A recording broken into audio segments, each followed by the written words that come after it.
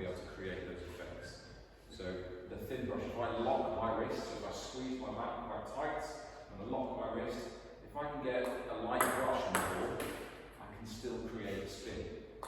It's just my arm guiding through. There's nothing aggressive, no acceleration there, I can get a spin.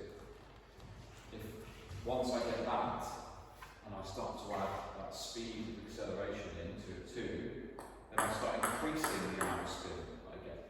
If I snap the wrist very quickly, if I have a poor contact, I'm not going to get the effect that I'm after. So for me, that brushing is really important. Light contact and past the point where we're making contact with the ball. I don't want to stop, now I don't get the effect.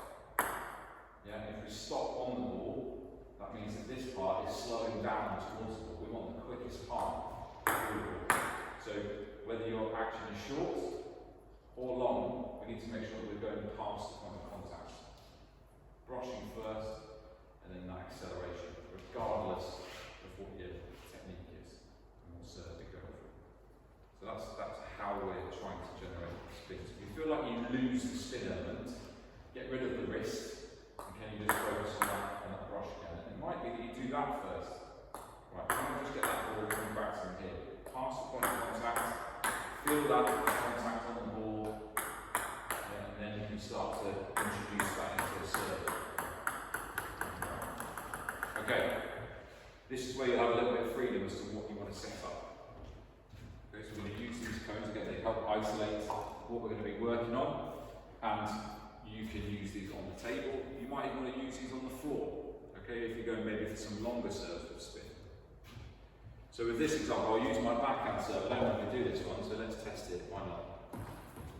So, my objective here, from this position here, I tend to serve my backhand serve a little more from the middle.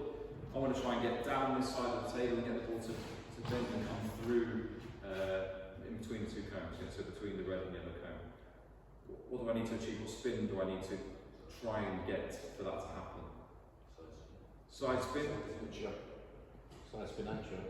Side spin and chop, yeah. What degrees of those do I need? Is it 50-50? Do I need more side spin, more back spin?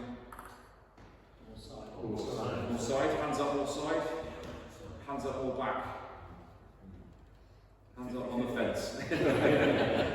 Okay. So this is how I like to show, and this is the understanding spin and understanding how we get these different effects. So if my back is completely flat and I go through, the ball comes directly back to me. Right? If I add a small tilt, 10%, 20%, creates that side shape. So for me, this is 80% backspin with a little bit of side spin. I'm just trying to chip through the ball this way, and that's the shape that I'm achieving. Okay, so it's not a ton of side spin. The ball doesn't move the same way. So it's mainly back spin, a little bit of side spin, and then I'm trying to keep that angle all the way through, close to it. And again, what do you think of the acceleration here? What's happening? Is it a big aggressive serve? Not, is it? I'm just guiding it through, but I'm getting a big effect. So once I've got that control, then I can start to add in that acceleration. Yeah, see if I can increase the quality of the serve. Yeah, so now when it's moving a little bit quicker. Okay, so that, for me, it's important to do this because we don't get to see this when we're playing someone. It bounces once and they're going to touch it. Yeah, so this allows us to see what's happening and what's going on. So that's an example of practicing my backspin and my backhand serve.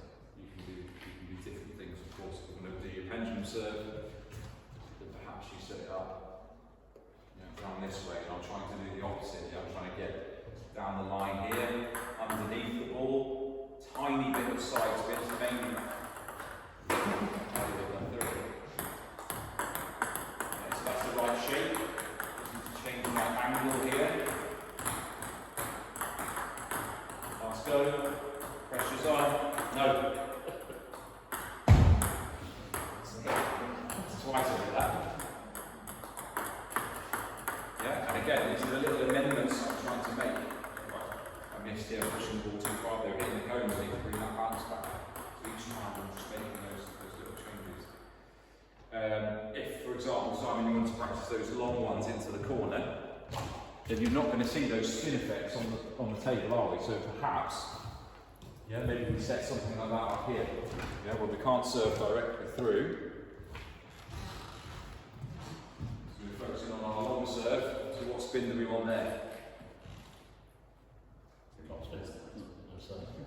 Yeah, so I'd say it's probably still back inside, but because there's more force on it, because I'm hitting through the ball, that's going to get my distance. So if I'm from here doing my tomahawk, for example, it's my back inside there. I'm just going to hold it up, need a bit more pace.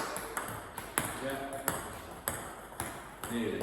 Alright, so either way, I'm setting a target that focuses on my adapting this skill here. So again, there's lots of freedom on what you want to set up. Make it realistic for you and make it challenging for you. Don't set something that you can already do.